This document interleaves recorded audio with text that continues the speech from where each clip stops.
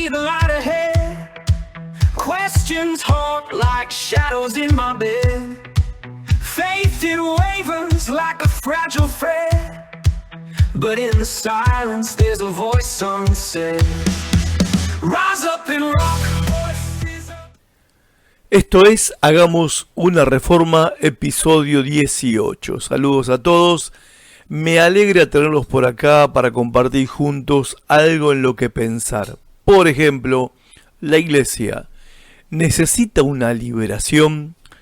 No estamos tratando de inventar un nuevo modelo de iglesia, como siempre les recuerdo, sino más bien redescubrir las raíces o principios bíblicos e históricos de la iglesia, interpretarlos en su contexto y hacer los ajustes en el presente que son necesarios para volver a la manera de Cristo y los apóstoles. ¿Qué me propongo? Estoy tratando de dar fundamento, orientación y explicación al proceso de pasar de ser una iglesia convencional de domingo a una red de iglesias en casas como las del Nuevo Testamento. Y por supuesto, es un intento de por lo menos despertar el debate sobre el tema en la pastoral hispanoamericana. Mi tema de hoy, basado en el libro de Roland Allen, Expansión Espontánea, ¿cuál es el mayor obstáculo que detiene la iglesia? Este es mi tema, así que empecemos.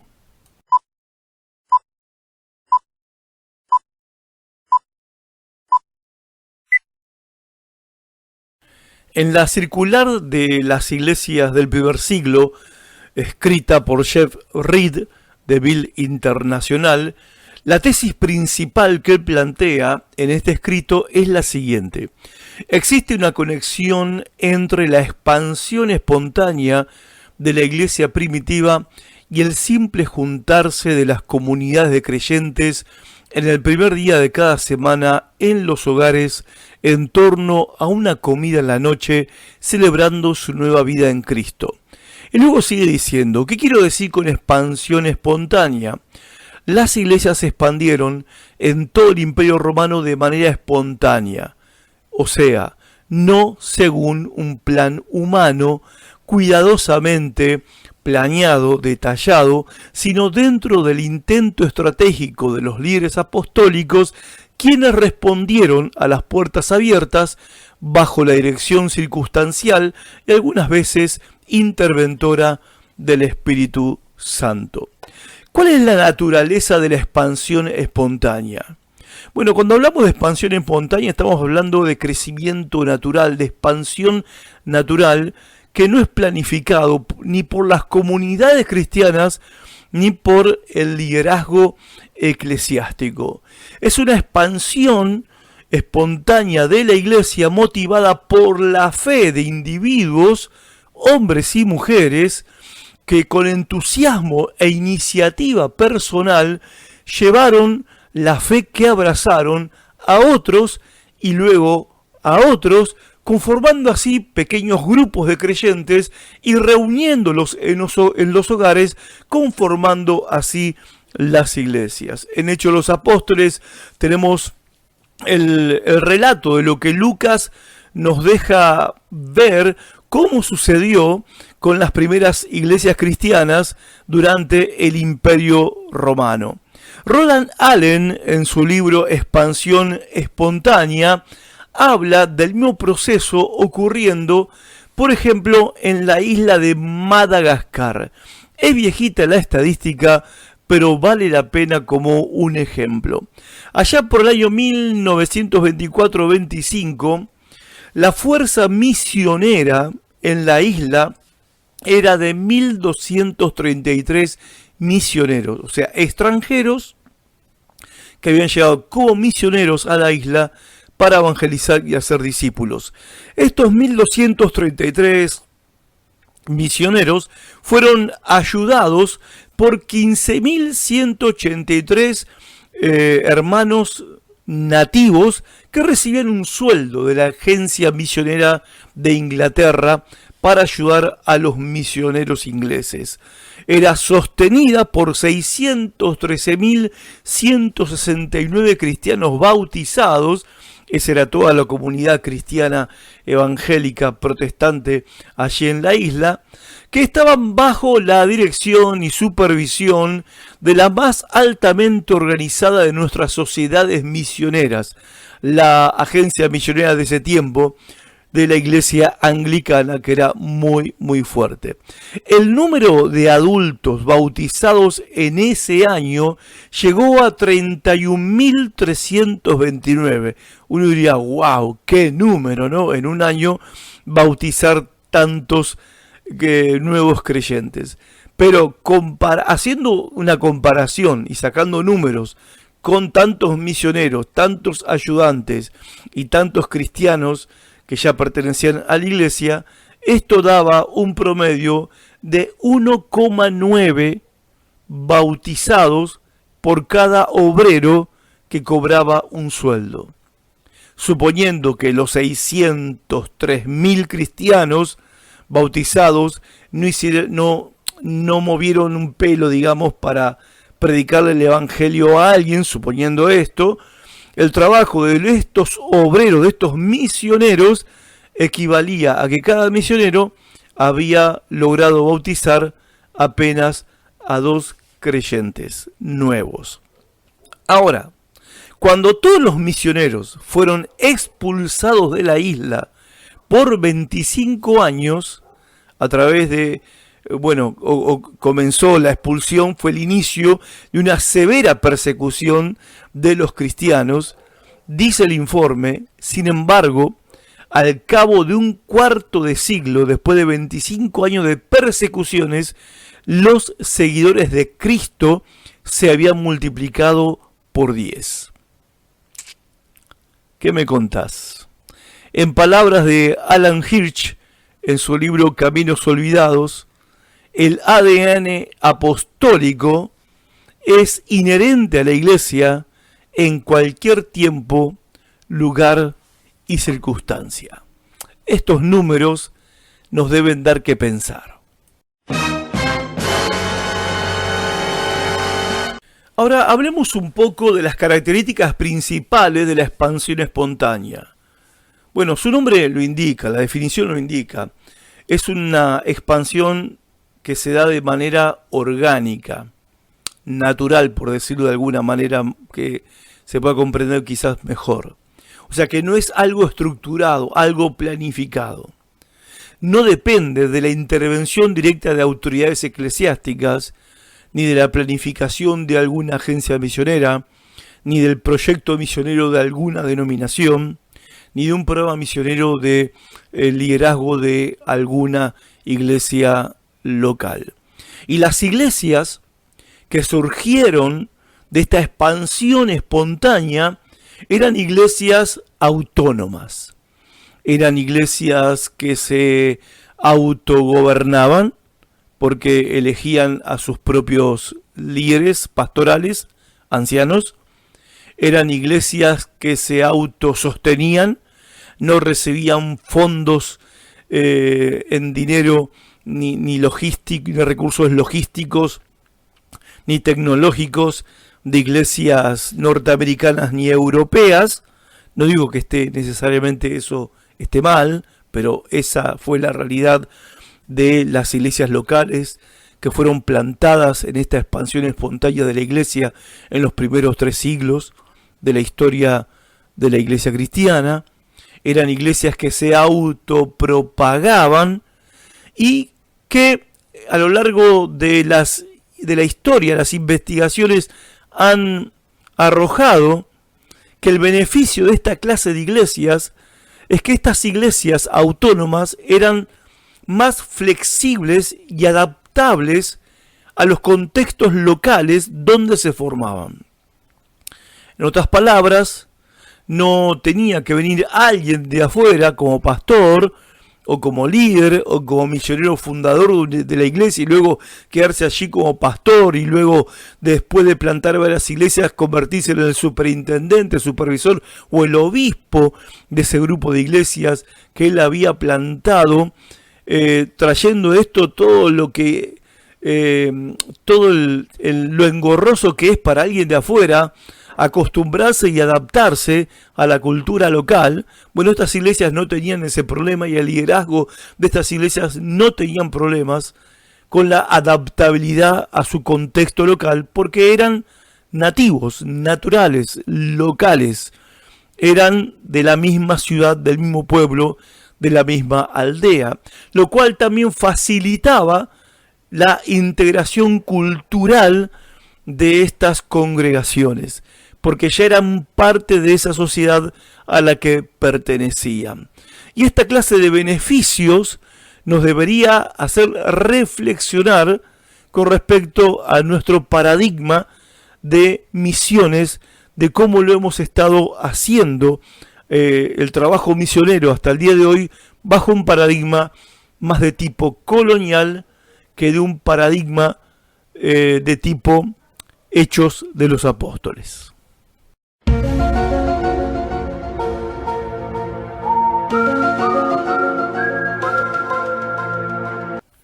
Por supuesto que esta expansión espontánea de las iglesias encerraron y encierran ciertos desafíos que hay que enfrentar, como por ejemplo posibles conflictos doctrinales. Porque obviamente eso fue lo que se vio en la historia de la iglesia. A medida que las iglesias se iban multiplicando por todo el Imperio Romano y que eran autónomas en sí mismas, empezaron a surgir cuestiones de doctrina, por ejemplo, cuestionando la deidad de Cristo. Tenía que ver también con esta cuestión de definir si Jesús era completamente Dios o completamente hombre, o ambas cosas a la vez.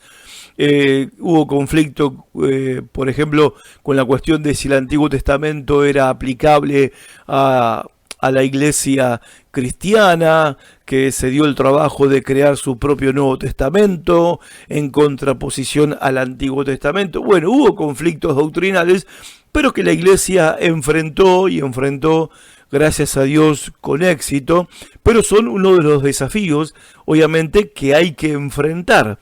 Y otros de los grandes desafíos, cuando vemos este ejemplo de la historia de la iglesia en su expansión espontánea, es la necesidad de un liderazgo local fuerte. El apóstol Pablo en esto fue enfático, hablando del ciclo paulino.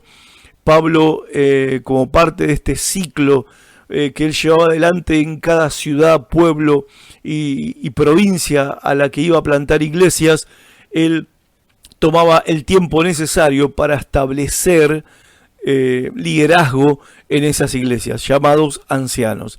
Ahora, cuando digo lo del tiempo el tiempo necesario, para establecer el liderazgo de esas nuevas iglesias que eran bebés, bueno, estos líderes también eran bebés, y no es que Pablo se quedaba 5 años para enseñarles teología sistemática, no, los escogía, juntamente en consenso con los nuevos creyentes, escogían a sus liderazgos, oraban por ellos, los encomendaban al Señor, pero luego Pablo, a través de sus cartas, a través de sus enviados apostólicos y de sus propias visitas personales, él seguía cultivando a ese liderazgo local para que sea un liderazgo local fuerte. En principio, por ejemplo, vemos cuando se expande la primera expansión de la iglesia a causa de la persecución en ocasión de la muerte de Esteban, vemos a Felipe, que era un diácono judío helenista de la iglesia en Jerusalén, que él sale a predicar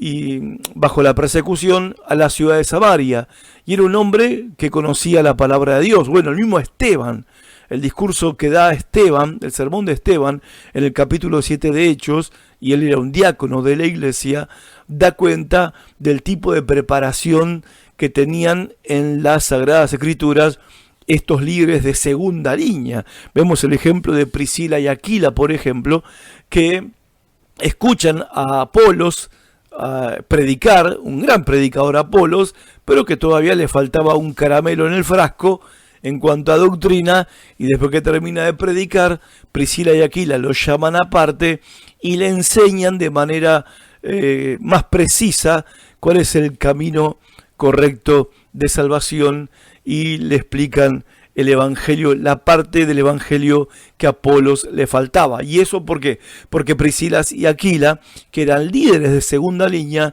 estaban entrenados en la palabra de Dios. Y este es uno de los desafíos para la expansión espontánea de las iglesias en este mundo globalizado en el que nos toca vivir fuerte. El desafío de preparar liderazgo de segunda y terceras líneas bien fuerte en la palabra de Dios. En lo personal, yo recomendaría los primeros principios, o sea, esta serie de estudios, los primeros principios, a nosotros a nivel local, que en este año hemos tomado la decisión de cerrar nuestro templo y convertirnos en una red de iglesias en casas.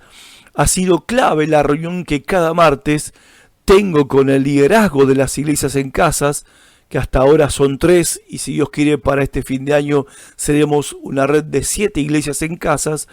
Bueno, hay un liderazgo que ya está ejerciendo, que en el mes de marzo no eran pastores, ni eran líderes pastorales, ahora están ejerciendo en ese rol, pero están siendo entrenados y preparados con este material de los primeros principios, lo cual nos ha sido una herramienta y de valor incalculable para nosotros en esta etapa de transición donde estamos empezando a caminar bajo un nuevo paradigma. Y los líderes de las próximas 4 iglesias que van a ser plantadas en la ciudad de Concordia, donde me toca pastorear aquí en Argentina, están siendo entrenados en los primeros principios. O sea, es uno de los desafíos que tenemos, pero que los pastores tenemos que afrontar si queremos ver una expansión espontánea de la iglesia en nuestra generación hasta lo último de la tierra.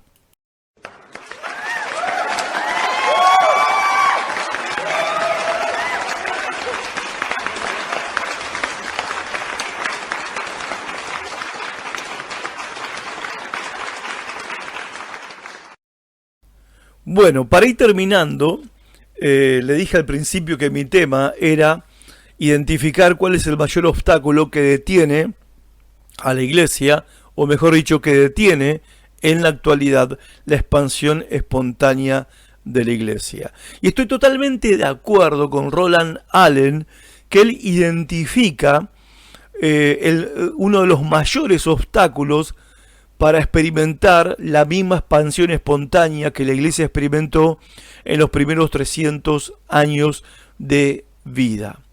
Y es la resistencia de la jerarquía eclesiástica, llámese pastores, llámese supervisores, obispos, superintendentes, llámese apóstoles y profetas autopercibidos, ¿sí?, que se resisten a perder el control y la autoridad sobre la iglesia, o mejor dicho, sobre los creyentes. Y esto de ejercer control y autoridad sobre los creyentes, sobre la iglesia, que no es el edificio, sino las personas, está deteniendo, está estorbando, está apagando el ADN apostólico que la iglesia, que cada creyente tiene, apenas nace de nuevo por la impartición del Espíritu Santo en su vida. Todos los que hemos nacido de nuevo hemos recibido el Espíritu Santo, que es el Espíritu de Cristo, que es el Espíritu apostólico, es el Espíritu misionero, es el Espíritu de expansión.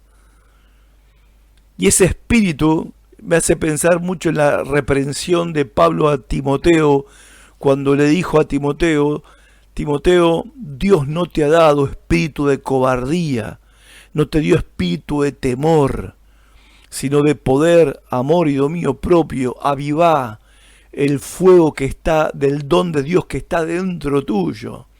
Para mí, este texto, esta reprensión tiene tanta aplicación para nosotros, el liderazgo de la iglesia en este tiempo. Porque no es que nos falte poder, no es que nos falte amor, no es que nos falte dominio propio, sino que el temor a perder el control y a perder la autoridad es lo que está deteniendo el fuego del don de Dios que está en la iglesia y que está en cada creyente.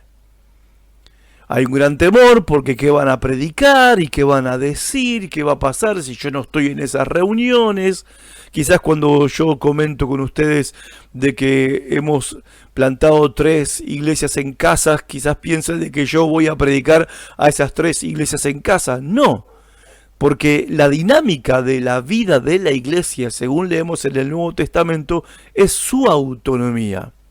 Yo fui pastor de una congregación hasta el mes de marzo de este año, que estaba bajo mi cuidado, bajo mi supervisión, pero el día que decidimos cerrar el templo y plantar iglesias en casa con un liderazgo pastoral en cada una de esas iglesias en casa, yo ya perdí voluntariamente y felizmente ese control que, quiera o no, ejercía sobre todas las actividades, programas, horarios de la iglesia. Cada domingo las iglesias se reúnen en sus casas con sus líderes pastorales y desarrollan la vida de iglesia y el ministerio de edificarse mutuamente, y yo voy visitando con mi esposa cada una de las iglesias para compartir con los hermanos, y a veces ni aviso que voy a visitarlos, porque si aviso me piden que predique y me niego a quitarle el lugar al pastor local que está ejerciendo su ministerio. El temor a perder el control está haciendo mucho daño. El temor de perder autoridad está haciendo mucho daño, porque estamos de alguna manera criando eunucos espirituales en la iglesia. Creyentes que podrían reproducirse, que podrían fructificar, pero que nosotros con nuestro sistema y nuestro antiguo paradigma basado en el control y en la autoridad, los estamos haciendo eunucos y no para el reino de Dios. Los estamos esterilizando, nuestro temor a perder el control y autoridad está apagando el fuego del don de Dios que está en cada creyente. Léete el libro de los Hechos y vas a darte cuenta que el libro de los Hechos no fue hechos de los apóstoles. Ya se vas a decir, claro, es hecho del Espíritu Santo. Bueno, sí, pero Felipe no era apóstol, Esteban no era apóstol, Bernabé no era apóstol. Después tenemos a los de Chipre y de Cirene, que también salieron disparando por la persecución que se desató por la muerte de Esteban, que ni sabemos los nombres, que fueron los que plantaron la iglesia en Antioquía. Iniciativa personal, iniciativa individual de cristianos comunes y corrientes que llevaron el evangelio hasta los confines del Imperio Romano. No fue Pablo el que llenó Asia con la palabra de Dios en toda Asia en 2 años. Él predicó y enseñó en la ciudad de Éfeso, en la escuela de Tirano, discutiendo, debatiendo y conversando con judíos y con gentiles cada vez que tenía oportunidad. Y Asia y la provincia de Asia se llenó del evangelio y de la palabra de Dios, no porque Pablo anduvo recorriendo toda la provincia, sino porque los nuevos convertidos que iban a Éfeso, quizás a adorar a Diana y se encontraron con el Cristo de Pablo, volvieron a sus localidades a dar la buena noticia con el gozo que habían encontrado en Cristo como su Señor y su Salvador, y al ganar nuevos creyentes comenzaron nuevas comunidades. Lo mismo ocurrió en la iglesia de Tesalónica, que Pablo los felicita, porque Pablo está visitando las zonas alrededor de Tesalónica y les escribe a los tesalonicenses en 1 Tesalonicenses diciéndoles: los felicito porque no tenemos necesidad de predicar nada en esta zona, porque ya ustedes lo llenaron todo con el evangelio. Y no tenían instituto bíblico, no tenían seminario, no tenían toda la instrucción de teología sistemática, que no es mala, pero cuando la ponemos como condición sine qua non para poder encargarle a alguien la obra de llevar el evangelio y de plantar iglesias y hacer discípulos a todas las naciones, bueno, nosotros estamos, por nuestro control, estamos deteniendo la expansión espontánea de la iglesia. Y no solamente que tenemos que renunciar al control, en realidad tenemos que ser libres del temor a perder el control y la autoridad, sino también tenemos que librarnos de la desconfianza hacia nuevas formas de práctica, de reuniones y de culto, hacia nuevas formas de liderazgo. Porque todos los que somos líderes tendemos a imponer nuestra forma de practicar la iglesia, de cómo se hace la reunión, de cómo se lidera. Y Pablo no tenía control sobre esas cosas. El apóstol Pablo no tenía el control sobre las prácticas, por eso se armaba cada zafarrancho, también hay que reconocerlo. Por ejemplo, en 1 Corintios, Pablo escribe para corregir muchos zafarranchos que ocurrían en la iglesia y que había ciertos desórdenes, pero él no prohíbe, sino que corrige. Me encanta la frase cuando dice el apóstol Pablo: no impidan el hablar en lenguas, pero háganlo con orden, háganlo así, háganlo así. Tenemos que ser libres de la desconfianza que tenemos hacia nuevas formas de hacer iglesia y de hacer las cosas por parte de los nuevos creyentes y de este nuevo liderazgo.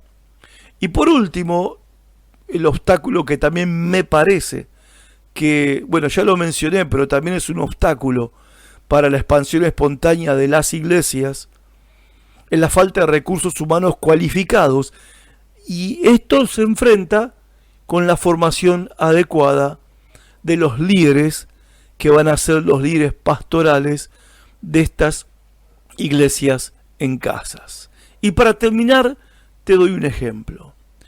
Hoy es viernes 25 de octubre y mañana sábado 26, con mi esposa estamos invitados a una reunión ágape que Perla y María del Carmen organizan todos los meses. Te cuento quiénes son Perla y María del Carmen. Perla y María del Carmen son dos mujeres de nuestra congregación, son líderes, obreras del Evangelio. Perla tiene más de 70 y María no llega a 70, tiene 60 y piquito. No quiero pasarme porque si no después la voy a ligar, me van a retar. Y ellas cada semana se reúnen mujeres grandes, ancianos y algunos varones también, en 3 lugares diferentes de la ciudad de Concordia. Y una vez por mes reúnen a todas esas 3 iglesias, las reúnen en un gran ágape, como mañana, para comer juntos y celebrar juntos la cena del Señor. Y me invitan a mi esposa y a mí a participar y a comer juntos, y no siempre voy yo con el mensaje preparado, sino que tengo el privilegio de escucharlas a ellas predicar y a ellas enseñar. Ahora, estas líderes no tienen la preparación del seminario teológico, no tienen esa clase de formación en la técnica pastoral y ministerial, pero sin duda están haciendo una gran obra pastoreando a estas personas que de otra manera yo en lo personal no podría pastorear. Y ellas están juntamente pastoreando conmigo al mismo tiempo que también se preparan y se forman para hacer un mejor servicio a su Señor. Si Perla, de más de 70 y pico, 12 hijos, decenas de nietos, ¿te imaginás? Y María del Carmen, 60 y algo, ¿sí? Con su esposo que todavía no es creyente del todo, ¿sí? Pueden hacer la obra de expansión y ser protagonista de la expansión espontánea de la iglesia en esta ciudad, ¿cuántas perlas y cuántas María del Carmen en tu propia congregación podrían estar haciendo lo mismo? Es para pensarlo. Un abrazo grande y hasta la próxima. Shout it out, band of the beats, and rise up and rock.